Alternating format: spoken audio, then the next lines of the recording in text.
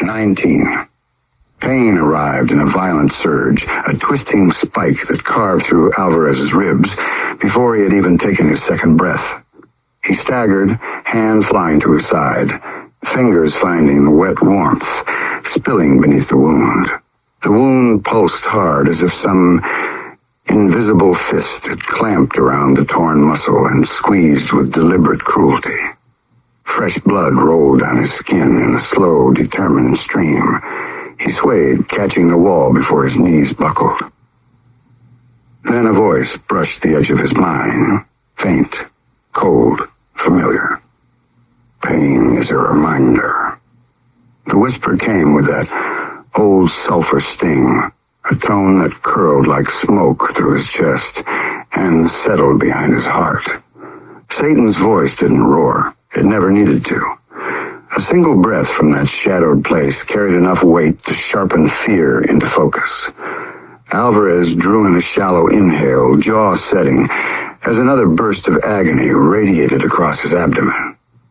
He knew what the whisper meant. He knew what the pain meant.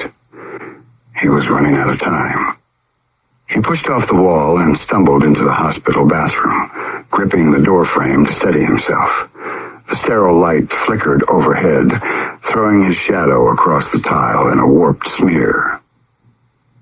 Blood pattered onto the floor in uneven drops. The edges of the wound had swollen, angry and discolored. Infection had begun to bloom beneath the surface, creeping through torn flesh, like mold spreading through damp wood. His breath sharpened. There was no waiting. He needed to fix himself now. Fresh blood surged forth, coursing down his side and dripping to the tile in erratic trails. His vision wavered for a moment. He blinked, forcing himself not to collapse. The bleeding wasn't slowing. His strength wasn't holding. The whisper returned, colder this time. Better act fast, you're losing blood. He clung to the sink, planting one hand on the counter, as he bent down to yank open the cabinet beneath. A metal first aid kit lay wedged behind stacks of towels. He grabbed it, dragged it out, and slapped it onto the counter. The latch resisted, rust binding the hinge, but with a sharp pull it popped open, scattering supplies across the porcelain. Tweezers, scalpel, sutures, iodine, gauze. A lighter with half a spark left. He set both hands on the counter, steadying himself as dizziness swept through him. Sweat trickled down his face, cold and bitter. His body felt weak, the infernal energy inside him, slipping like sand through a cracked fist. He reached inward, searching for the ember. The flame that once roared beneath his skin responded only with a thin flicker, dim, panicked, barely alive. He tried to pull more from it, but the glow sputtered before it could build. The embedded bullet gleamed beneath the tissue of his ribs, nestled against bone. He leaned close to the mirror to see better, body trembling as he steadied the tool. He exhaled, lined up the angle, and drove the tweezers in. Agony detonated through him. His vision blurred. His grip faltered. His breath tore from his throat in a ragged gasp that echoed against the tile. He pressed deeper, metal scraping along bone, the sound vibrating up his arm like a tuning fork struck against steel. His hand shook, sweat slicking the handle as he twisted the tool for leverage. The bullet finally caught. He yanked. The fragment ripped free with a wet snap. Blood burst from the wound in a scalding wave, painting his ribcage in fresh crimson. He slapped gauze against the gash, pressing hard, teeth grinding as he fought the encroaching blackout. The ember inside him flickered in response to the pain. "Use it," the whisper commanded. He raised his hand. A thin glow formed in his palm, weak, trembling, fading almost as soon as it appeared. He forced it downward, bringing the heat to the open wound. A hiss rose as the faint hellfire kissed the flesh. The skin puckered, blistering around the edges as the blood slowed to a sluggish trickle. The flame stuttered, Alvarez stared at his empty palm, something cold settling into his chest. He wasn't just hurt. He wasn't just bleeding. He was changing, becoming more human, more breakable. He turned to the next wound. The bullet lodged in his shoulder sat deeper, hidden beneath layers of torn muscle. He lifted the scalpel with a shaking hand. His breath rasped as he angled the blade and drew it across the swollen entry point. The cut opened in a swift, blinding streak of pain. Blood streamed down his arm, warm and relentless. He pressed the tweezers into the cavity. His fingers slipped once, twice, before he caught the fragment and dragged it out. The metal piece clinked against the sink as it landed. He grabbed sutures next. Threading the needle took several tries, his fingers numb, his vision wavering. Once he finally pierced the skin, the jolt drove a tremor down his arm. He stitched anyway, pulling each knot tight, closing torn flesh one shaky pass at a time. By the final knot, his hands shook so fiercely he nearly dropped the needle. He leaned against the sink, breath ragged. The mirror reflected a ghost, pale, blood-slicked, hollow-eyed. The infernal glow behind his pupils had diminished to nothing. His veins no longer thrummed with that dark pulse. Only mortal ache remained. His gaze slid to the hellshot. The weapon rested on the counter, dull and heavy. He lifted it carefully, wiping soot and dried blood from the barrel with a damp cloth. Ash flaked away. Infernal residue that once burned on contact, now washed off with ease. The etchings along the barrel glimmered faintly, but without their usual heat. He cleaned the chamber slowly, the methodical motion grounding him. A faint scrape touched the air near the window. He froze, hellshot still in hand, eyes lifting toward the mirror. A small silhouette perched on the sill. Salem hopped down from the ledge, landing among the scattered tools, his dark eyes fixed on Alvarez with an ancient, unblinking intensity, studying the blood, the stitches, the trembling in his hands. You came back, Alvarez whispered, voice thin. Salem stepped closer, head tilting with a soft, rasping meow, neither comfort nor condemnation, merely acknowledgement. Then its gaze snapped toward the door. Something moved beyond it, a faint shift, a distant footstep. Alvarez steadied himself against the counter, breath thin, vision swimming. Salem perched near the sink. The whisper slid through Alvarez's skull again, cold, familiar, carved from shadow. Pain as a reminder. He shut his eyes. The voice pressed deeper, brushing nerves already frayed. You bleed. You weaken. You slip from what you were. He forced a breath through the clenched teeth. Fuck off. Salem meowed softly.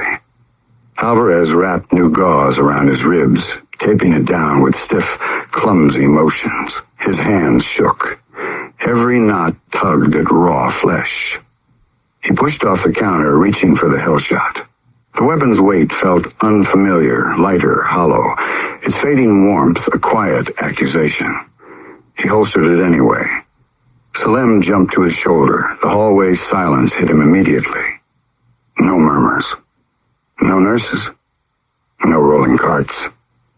A dead quiet that didn't belong in any hospital.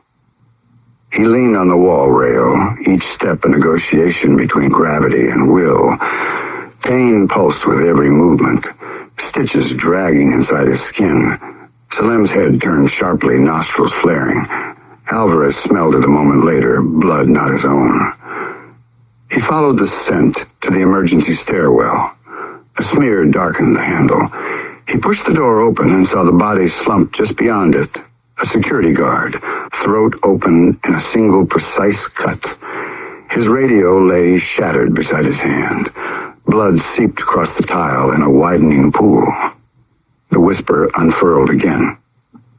You fall behind. He advances. Alvarez ignored it, though the words clung to him. He gripped the railing and descended the stairs, each step jarring his wounds. Salem leaned lower on his shoulder. A trail of wet footprints marked the stairwell leading downward, fresh, unhurried. The hitman wasn't running. He was gliding through the hospital like he belonged here. Alvarez followed the blood down to the service hallway. Cold night air drifted through the propped-open exit door. The hitman left the building, advancing. Somewhere outside, another life had just ended, cut down beneath a lonely street lamp, his delay serving as the killer's shield. 20. Officer Cade Mercer was one of the detectives who first responded when Hollis was murdered. A detail Alvarez carried with him because Mercer had been calm when no one else was, already treating the scene like a wound that would never close. That composure came back to Alvarez as he killed the engine outside the officer's house, the sudden silence pressing tight around him. The place sat wrong in the dark, not abandoned but emptied, as if something had passed through and taken urgency with it. Curtains hung unevenly. No porch light burned. The air carried a thin metallic edge that didn't belong to night air. Salem dropped from the dash and landed without sound, his body low, tail stiff, eyes fixed ahead. The front door stood open. No damage. No splintering. Alvarez crossed the threshold slowly, gun loose but ready, boots silent against the floor. The living room breathed quietly, ceiling fan turning with patient indifference. A recliner faced the dead television, its screen reflecting nothing but the fan's lazy spin. Then the body came into view. The officer hung from the fan by a length of piano wire so fine it vanished against shadow, boots suspended just above the rug. The rotation carried him gently, the movement obscene in its calm. Blood had traced a narrow path down his throat, dripping from his chin in uneven drops that darkened the fibers below. No overturned furniture. No signs of struggle. The kill had come from behind, precise and intimate. Salem hissed, a low vibration rolling out of him, claws biting briefly into wood before he stilled. Alvarez crouched and followed the blood with his eyes. The trail drifted toward the kitchen, heavier near the doorway, smeared where a shoe had slid instead of lifted. The hitman was injured. Not badly enough to slow him, but enough to leave evidence behind like arrogance. Alvarez rose and moved on, stepping past a tipped chair and a cracked leg. Linoleum streaked with a dark curve that led down the hall. Cabinets stood open, but untouched. Violence without interest. Purpose without distraction. The back door yawned open to the night. Alvarez stepped onto the concrete and knelt. Bloody shoe prints stamped the yard, tread pattern sharp, right foot dragging faintly. Beyond the fence, tire tracks cut through gravel, one side darker, where drops had fallen from a bleeding hip. Sloppy, rushed, a man unraveling. Salem padded past him, nose lifted, tail angling toward the alley before going still. The trail wanted to be followed. As Alvarez vaulted the fence and landed among the disturbed stones, a voice slid in beside him, close enough to feel without touch. "You're getting close. You're getting warmer now." Alvarez didn't answer. He moved. 3 streets over, light exploded from a second house, every window blazing as if the place were trying to warn itself. Alvarez heard the sound before he saw the door. A muffled cry shredded into panic. He ran. Inside, chaos held shape. An officer struggled on the floor near the kitchen, hands clawing uselessly at his throat, heels scraping tile. The piano wire flashed under the light as the hitman leaned back, weight set, expression unreadable. Alvarez fired. The shot destroyed a cabinet behind them, wood bursting outward. The wire slackened. The hitman released instantly and turned, already calculating escape. Alvarez crossed the room and tore the victim free, shoving him against the wall as the man collapsed, coughing violently, breath ripping back into his chest in broken pulls. Alvarez didn't look back. Mercy was expensive. The back door slammed. Footsteps pounded into the yard. Alvarez chased, bursting through the doorway into darkness, clearing fences, boots hammering pavement. Blood marked the path like a challenge. Then the shadows swallowed movement. The hitman cleared the last barrier and vanished between buildings, night ceiling shut behind him. Alvarez slowed.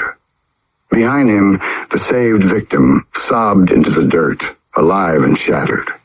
Ahead, the trail bent toward something larger, darker, waiting. The trail tightened as Alvarez pushed deeper into the neighborhood, streets narrowing into older bones of the city where houses leaned closer together, and fences bore scars of years spent breaking apart and being fixed wrong.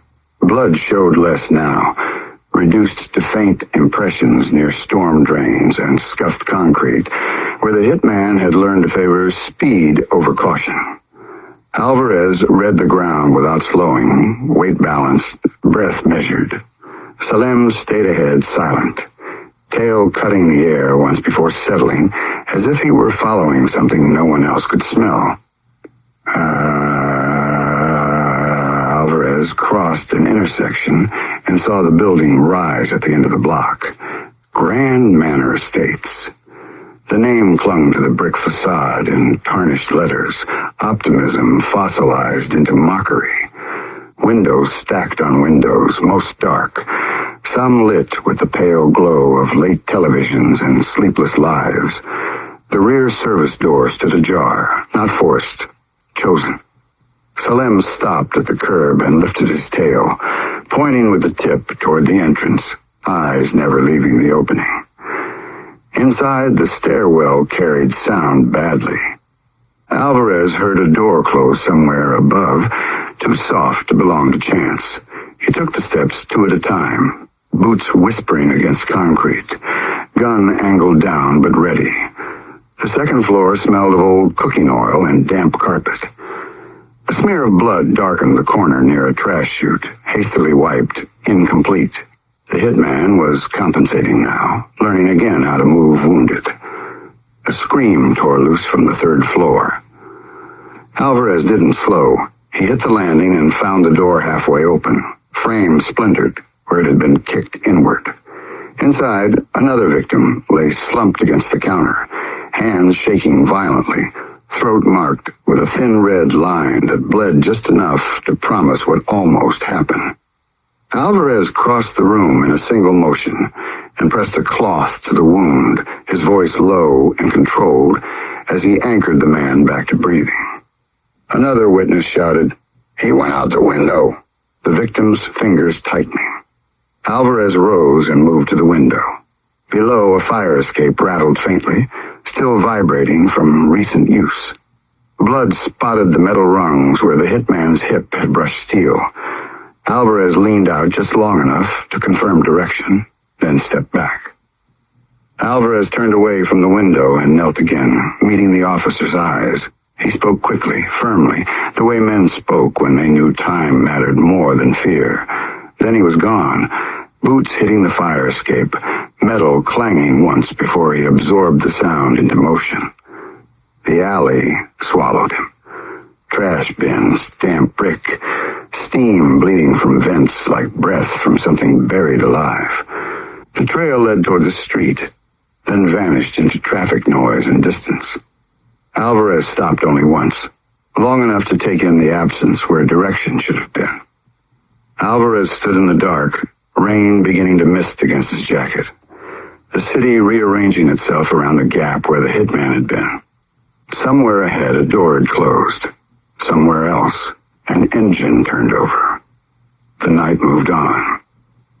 Salem brushed against his leg, grounding him. Alvarez exhaled once, slow, deliberate, then turned back toward the building. The victims inside would live. That mattered. The escape didn't erase the trail, it stretched it.